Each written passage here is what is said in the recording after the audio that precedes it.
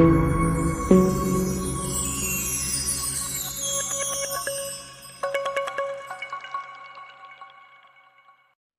माता की दोस्तों। तो कैसे हो आप सब? आई होप आप सब अच्छे होंगे, सेफ़ होंगे। तो दोस्तों, आज मैं आप सबको माता वैष्णो देवी के दर्शन अपनी इस वीडियो के माध्यम से कराने वाली हूँ। तो गाइज़, अगर आप भी वहाँ पे जाने का प्लान बना रहे हैं तो ये वीडियो आपके लिए बहुत ही ज़्यादा यूज़फुल होने वाली है। मुझे पता है कि अधिकतर लोग जो ये मेरा वीडियो देख रहे हैं वो माता रानी के दरबार जा भी चुके होंगे, और नहीं गए होंगे तो ऑब्वियसली सुना ज़रूर होगा लेकिन बहुत सारी अब चीज़ें बदल गई हैं, नई-नई आपको वहाँ पे सुविधाएँ उपलब्ध होने लगी हैं। तो वो सारी जानकारी आपको इस वीडियो के माध्यम से मिलेगी। और जो मैं अभी होके आई हूँ माता वैष्णो देवी के दरबार से, वो नवरात्र के टाइम में होके आई हूँ। तो वहाँ की जो भव्यता है, इतना सुंदर नज़ारा आपको देखने को मिलेगा। तो वीडियो को एंड तक ज़रूर देखिएगा। इस वीडियो में मैं आपसे वहाँ की सारी जानकारी शेयर करूँगी, जो नई सुविधाएँ उपलब्ध हुई हैं वो, और वहाँ पे जाने का कितना खर्चा आएगा, उचित समय क्या है, आपको किस माध्यम से जाना चाहिए, ये सब मैं इस वीडियो में आपको दिखाऊंगी। तो वीडियो को प्लीज़ एंड तक ज़रूर देखिएगा। और अगर आपने अभी तक मेरे चैनल को सब्सक्राइब नहीं किया है तो प्लीज़ मेरे चैनल को सब्सक्राइब कर दीजिए, और बेल आइकन को प्रेस करना बिल्कुल भी मत भूलिए। इससे आपको मेरी हर वीडियो की अपडेट का नोटिफिकेशन मिलता रहेगा। तो चलिए माता के दर्शन के लिए आगे चलते हैं।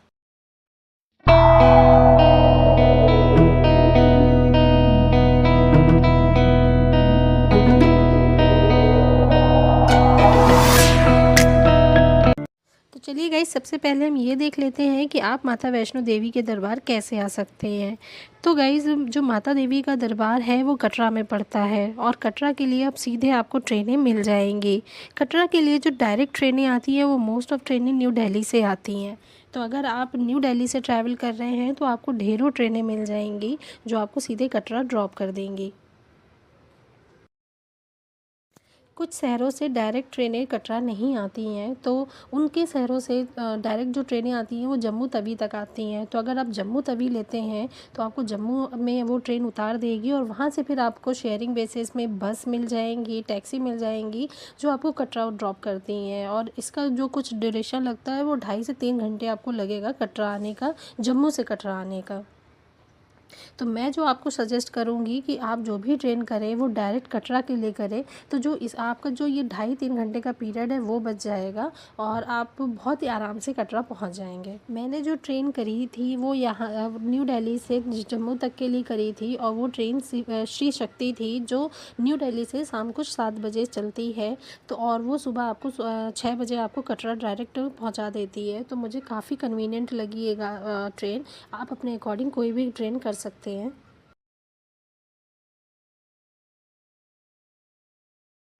गाइज़, अगर मैं फ़्लाइट की बात करूँ तो लास्ट टू लास्ट ईयर मैंने फ़्लाइट से मैं गई थी, और ये फ़्लाइट मैंने दिल्ली एयरपोर्ट से बोर्ड की थी।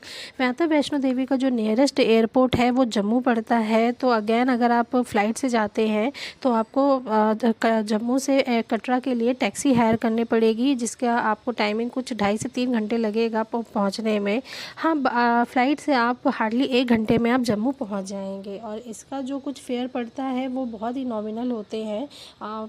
अगर आप न्यू दिल्ली से फ़्लाइट ले रहे हैं तो हार्डली 1 पर्सन का जो 1 साइड का चार्ज होगा वो अराउंड 3000 पड़ता है। तो गाइज़, अगर आप जैसे ही कटरा स्टेशन पहुंचते हैं या फिर आप फ़्लाइट से एयरपोर्ट पहुंचते हैं तो सबसे पहले वो आपका कोविड सर्टिफिकेट चेक करते हैं कि आप वैक्सीनेटेड हैं कि नहीं है। तो ये बहुत ज़रूरी है कि अगर आपको दोनों डोज़ लगी है तो आपके पास सर्टिफिकेट होना चाहिए। अगर आपके पास फर्स्ट डोज़ लगी है तो आपके पास सेकेंड डोज़ का आपके जो मोबाइल में एक नंबर आता है वो मैसेज उनको आपको दिखाना पड़ेगा। अगर आपका सेकेंड डोज़ दोनों ही लग गया है तो ऑब्वियसली आपने ऑनलाइन आपका जो सर्टिफिकेट है वो जनरेट हो गया होगा, तो वो आपको दिखाना पड़ेगा। अगर आपके पास कुछ आपको बिल्कुल भी वैक्सीन का फर्स्ट डोज भी नहीं लगा है तो आपको वहाँ पे अपना टेस्ट करवाना पड़ेगा। वो उसकी बहुत लंबी लाइन होती है, तो वो आपके लाइन में आपको लग के वो टेस्ट लेना पड़ेगा, लेकिन सर्टिफिकेट फटाफट वो आपका टेस्ट करके आपको दे देते हैं हाथों हाथ। तो ये आपको करना पड़ेगा। चलिए दोस्तों, अब ये देख लेते हैं कि आप कटरा पहुंचकर स्टे कहाँ कर सकते हैं। गाइस, कटरा में आपको बहुत सारे होटल मिल जाएंगे, सस्ते से सस्ता और महंगे से महंगा हर टाइप का होटल वहाँ पे उपलब्ध है। प्राइवेट में अगर आपको थोड़ा सस्ते में देना है तो आप श्राइन बोर्ड से भी होटल बुक कर सकते हैं, जो बहुत ही ज़्यादा नॉमिनल चार्जेस होते हैं। मीन्स आपको 100-150 रुपये की रेंज में मिल जाएगा और बहुत ही ज़्यादा अच्छे होते हैं वो। अब आपके मन में ये क्वेश्चन आ रहा होगा कि ये श्राइन बोर्ड क्या है। तो गाइस, श्राइन बोर्ड एक प्रकार की ट्रस्ट है। ये ट्रस्ट आपको कई सारी सुविधाएं उपलब्ध कराता है। इसकी एक ऑफिशियल वेबसाइट है जो भी आपको मैं डिस्क्रिप्शन बॉक्स में मेंशन कर दूंगी।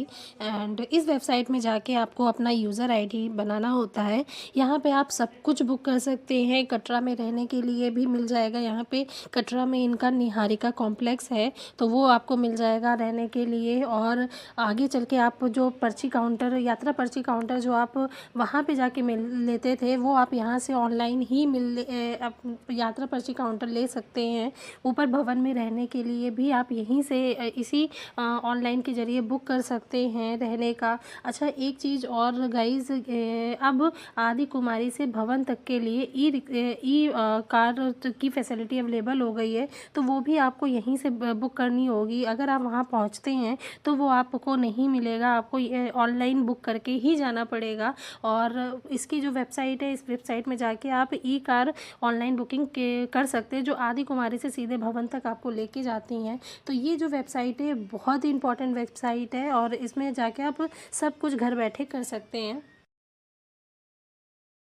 कटरा पहुंचते ही जो आपका सिम है वो वहाँ पे काम नहीं करेगा। वहाँ पे अगर आपके पास एयरटेल का पोस्ट पेड है तो आपको कोई परेशानी नहीं होगी। अगर आप कोई भी सिम प्रीपेड यूज़ कर रहे हैं तो वहाँ पे फिर नहीं चलेगा। तो आपको वहाँ पे पहुँचते ही एक आपको सिम लेना पड़ेगा जो वहाँ का ही होगा। वहाँ पे यात्रा सिम भी आपको मिल जाते हैं, तो जिसकी कॉस्ट अराउंड 350 होती है, तो वो आपको तो लेना पड़ेगा वहाँ पे। तो दोस्तों, अब आप कटरा पहुंच चुके हैं। आपका रहने का मैंने स्टे का बता दिया।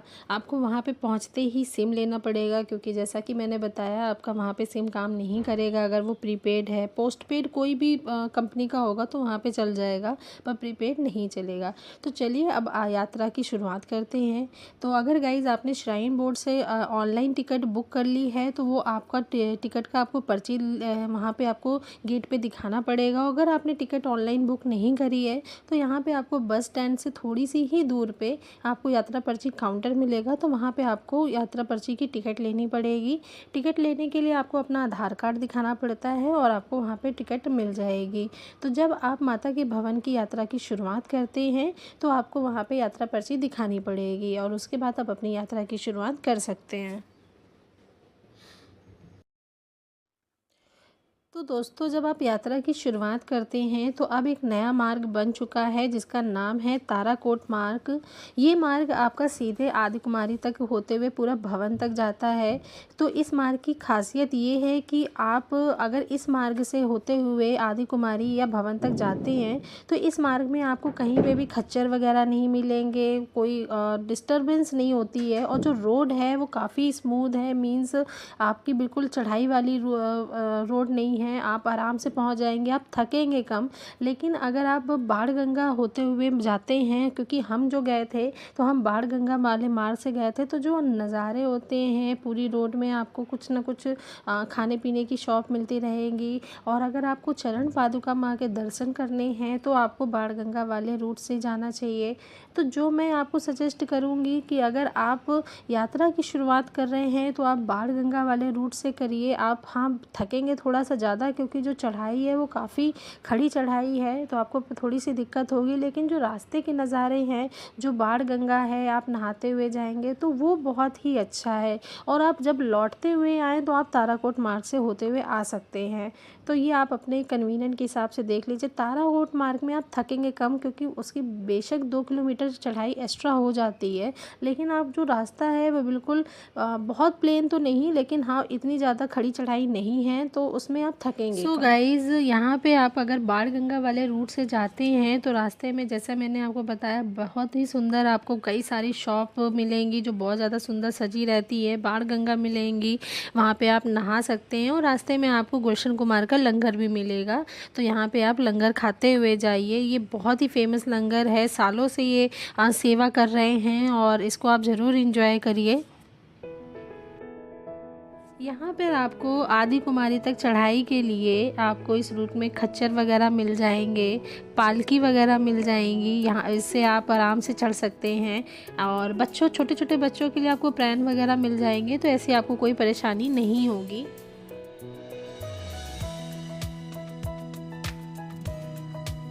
यात्रा के दौरान आप बाण गंगा में स्नान कर सकते हैं। यहाँ पे माता के चरणों से पानी आता है, तो ये बहुत ही शुद्ध जल है, तो इसमें आप स्नान ज़रूर करें।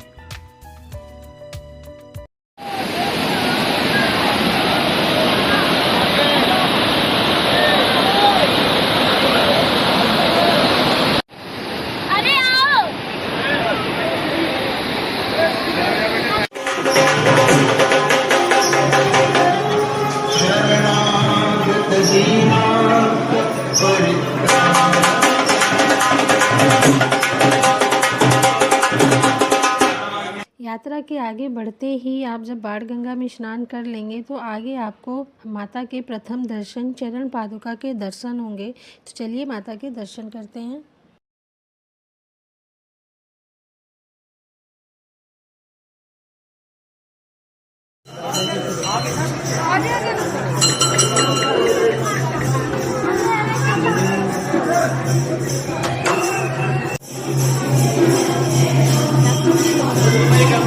की कोई कमी नहीं होगी। आपको आदि कुमारी तक आपको लगी हुई शॉप मिल जाएंगी। तो मैं यही सजेस्ट करूँगी, क्योंकि चढ़ाई काफ़ी कठिन है, तो आप थोड़ा सा नींबू पानी या कुछ भी आप लिक्विड में आप अपना लेते रहिए, ताकि जो आपकी एनर्जी है वो बनी रहे। तो चलिए आदि कुमारी के भव्य दर्शन करते हैं। यात्रा के दौरान आपको कटरा से आदि कुमारी तक की जो डिस्टेंस है वो कुछ 6 किलोमीटर की डिस्टेंस पड़ती है, और हम नवरात्र के टाइम पे गए थे तो बहुत ही भव्य नज़ारा देखने को मिला। तो चलिए माता के भव्य दर्शन करते हैं।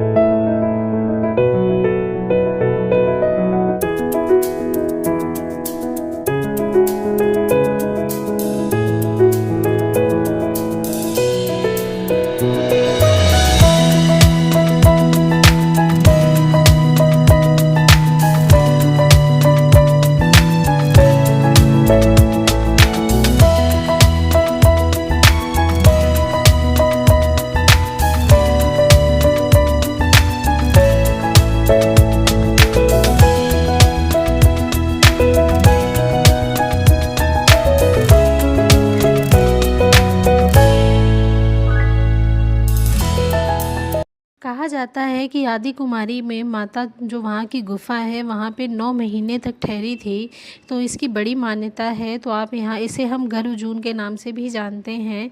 और अगर आप चाहें तो आदि कुमारी में एक नाइट स्टे भी कर सकते हैं। यहाँ पे आपको रूम वगैरह मिल जाते हैं, डोरमेट्री वगैरह, तो वो आप श्राइन बोर्ड से ऑनलाइन बुक कर सकते हैं। तो अगर आप चाहें तो एक नाइट यहाँ पे स्टे कर सकते हैं। तो चलिए आगे माता के भवन की ओर प्रस्थान करते हैं। आदि कुमारी से ही माता के भवन का एक नया रास्ता बना हुआ है। तो चलिए माता के दरबार की ओर बढ़ते हैं।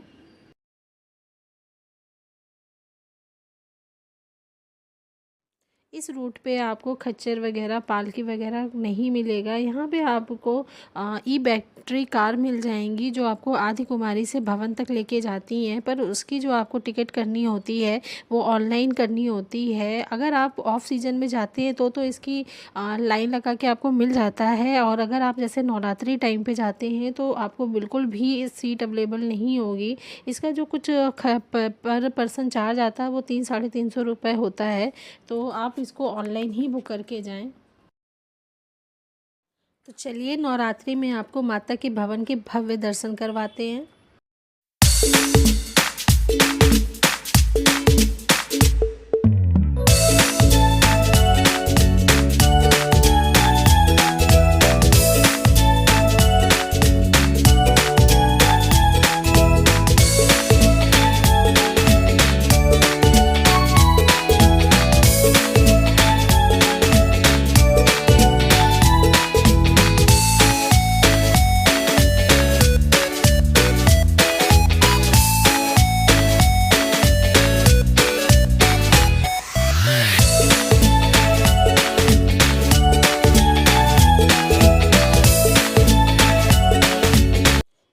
माता के भवन और आदि कुमारी की जो डिस्टेंस है वो 6 किलोमीटर की डिस्टेंस पड़ती है आपको।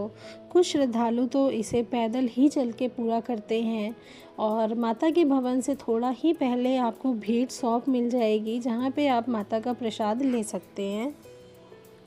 कुछ यात्री जिन्होंने श्रीन बोर्ड से अपना रूम बुक नहीं किया है तो उनको थोड़ी सी परेशानी होगी, लेकिन घबराने की बात नहीं है। अगर आप वहाँ पे उन्होंने छोटे छोटे आपके नहाने के लिए बना रखे हैं तो आप नहा सकते हैं। और जो आप सामान लेके जाएंगे, क्योंकि माता के भवन में कुछ भी अलाउ नहीं है लेके जाना, आपका फ़ोन, चमड़े का, आपकी बेल्ट वगैरह सब कुछ वो हटवा देते हैं, मोबाइल फ़ोन वगैरह।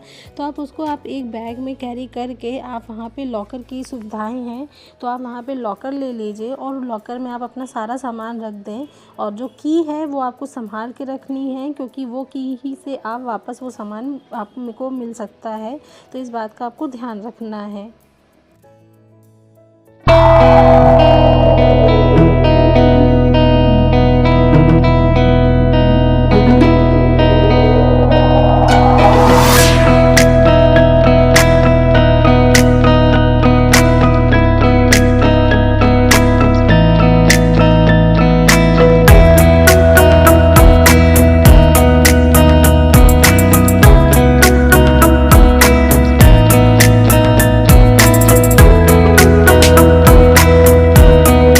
नवरात्र के टाइम पे माता का भवन इतनी खूबसूरती से सजाया जाता है कि देखते ही आपका मन मंत्रमुग्ध हो जाएगा।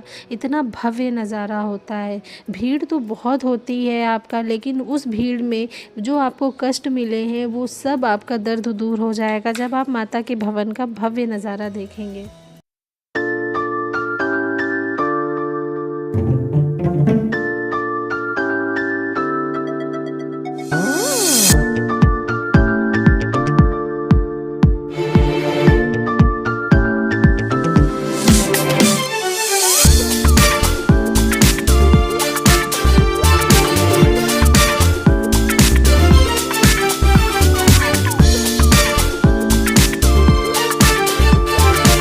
ऐसा कहा जाता है कि माता यहाँ पे पिंडी के रूप में विराजमान है, तो यहाँ के दर्शन बहुत ही लाभकारी हैं। माता के आपके दर्शन, आपके जो भी कष्ट हैं वो दूर हो जाएंगे।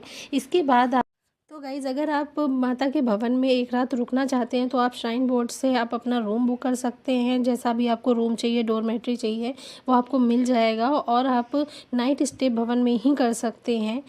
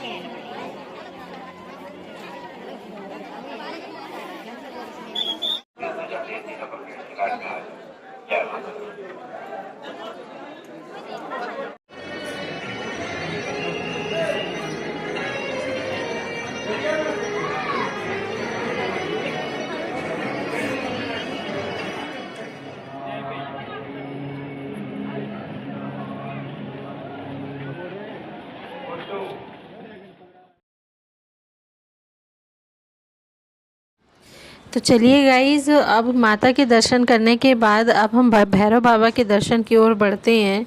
जैसा कि आप सभी जानते हैं, भैरव बाबा की चढ़ाई काफ़ी कठिन है। तो अब लेकिन परेशानी की बात नहीं है, क्योंकि माता के भवन से भैरव बाबा तक सीधे रोपवे की सुविधा शुरू हो गई है। तो अगर आप रोपवे से जाना चाह रहे हैं तो आप रोपवे से जा सकते हैं। तो गाइज़, रोपवे का जो टिकट है वो एक पर्सन का 100 रुपीज़ पड़ता है और 100 रुपीज़ आपका आना जाना दोनों हो जाता है। 100 रुपीज़ की टिकट में आप आना जाना दोनों कर सकते हैं, बशर्ते आपको 2 घंटे का टाइम मिलेगा। 2 घंटे में आपको, अगर आपने यहाँ से टिकट ली है और आप भैरव बाबा गए हैं तो 2 घंटे के अंदर अंदर आपको वापस आना पड़ेगा, वरना वो टिकट से आप वापस नहीं आ पाएंगे, आपको फिर से नया टिकट लेना पड़ेगा। And one more thing guys, अगर आप रोपवे से जा रहे हैं तो ये एक पर्सन को एक ही टिकट देते हैं। अगर आपकी फैमिली में 2 लोग हैं, 4 लोग हैं या बच्चे हैं 3 साल से ऊपर के, उनको भी लेके आपको लाइन में जाना पड़ेगा, क्योंकि ये एक पर्सन को सिर्फ एक ही टिकट देंगे। तो ये इस बात को आपको ध्यान में रखनी है कि एक पर्सन को एक ही टिकट मिलेगी। सो गाइज़, अब बात करते हैं बजट की। तो गाइज़, अगर आप ट्रेन से जाते हैं और वो डिपेंड करता है आप किस क्लास से जाते हैं, तो अगर मैं 3rd AC की बात करती हूँ तो एक पर्सन के आने जाने का और वहाँ पे जो आप स्टे करते हो, अगर 500-1000 रुपये की रेंज के बीच में स्टे करते हो और माता के भवन में अगर आप पैदल जाते हो, तो जो आपका एक पर्सन का खर्चा आएगा वो कुछ 3 से 3500 का आएगा, इससे ज़्यादा का नहीं होगा। तो दोस्तों, आशा करती हूँ कि आपको मेरा ये वीडियो पसंद आया होगा और इस वीडियो में दी गई जानकारी आपको थोड़ी बहुत यूज़फुल लगी होंगी। तो अगर आपको मेरा वीडियो अच्छा लगता है तो आप इसे सब्सक्राइब करना बिल्कुल भी ना भूलें। जय माता।